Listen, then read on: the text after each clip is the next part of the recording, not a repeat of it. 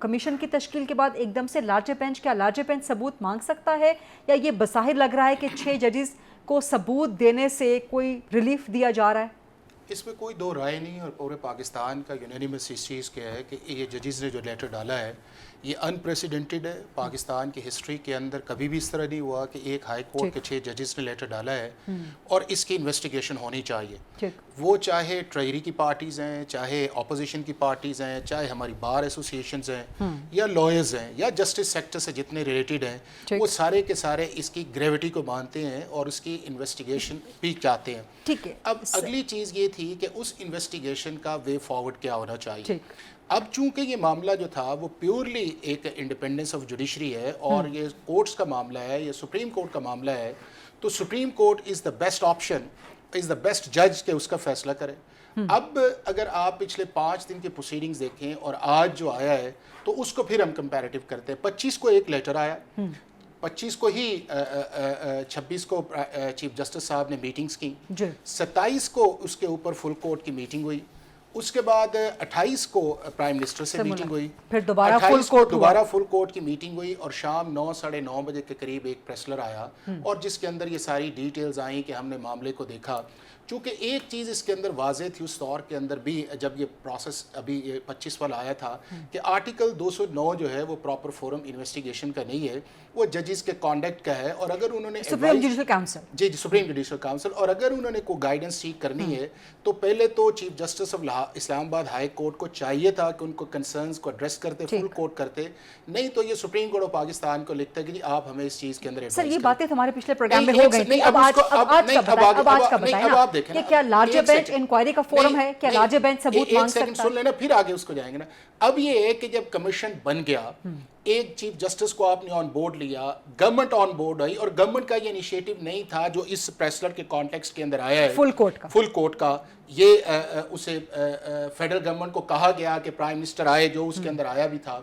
اب اگر بن گیا ہے اور اس چیز کے اندر 2 دن کے اندر یہ ریورس آیا ہے، سیٹرڈے کو یہ کیبنٹ کی میٹنگ آئی ہے، تو میں یہ سمجھتا ہوں نمبر 1 آرٹیکل 184(3) کے اندر جب سے 73 کا کانسٹیٹیوشن آیا ہے کبھی بھی انویسٹیگیشن نہیں ہوئی،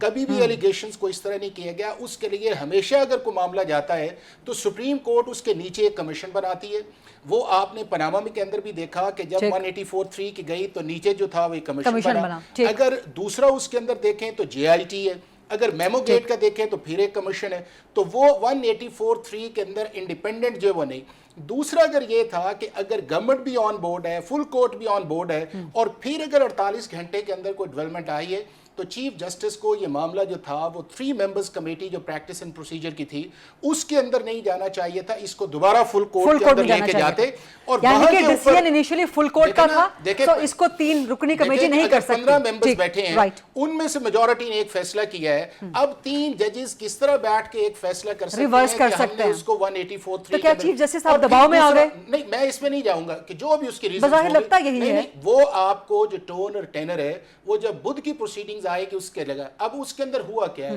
اس سارے سر بدھ تک کیوں؟ آج آپ یہ سوال بڑا بنیادی ہے، جب ہیرنگ آئے گی تو پتہ چلے گا نا، جب ہیرنگ آئے گی دباؤ کون ڈال سکتا ہے؟ دیکھیں نا، جو آپ نے 2 دفعہ سوال کیا، جب ہیرنگ آئے گی تو اس وقت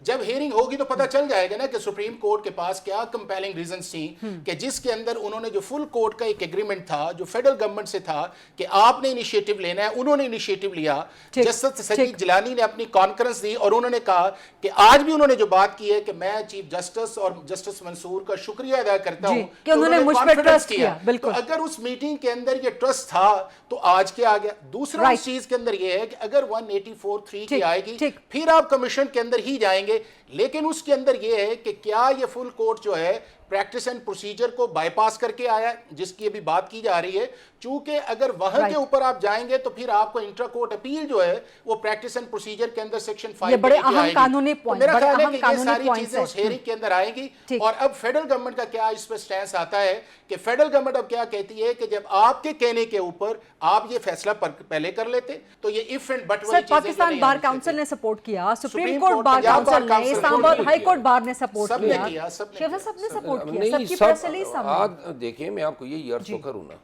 یہ جو سپورٹ کی بات آپ فرما رہی ہیں، لاہور ہائی کورٹ بار نے سپورٹ کیا،